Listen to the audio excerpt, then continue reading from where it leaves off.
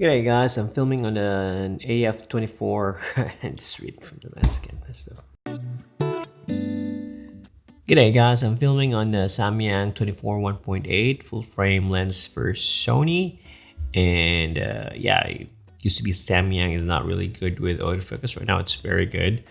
I'm using it on the a7c2 and if you try it on the a7c2, you should have it updated, like the firmware updated, because the previous version is not focusing well. It's like, yeah, whenever you put it on video mode, it's not going to record it.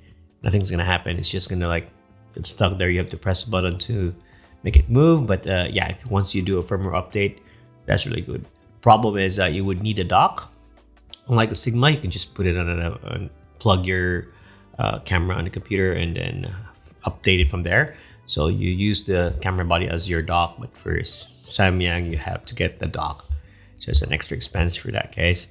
But yeah, it's working fine. I have a 24 mil, and I also have 18 mil 2.8, which is functioning so good. So you can see it really, what is it?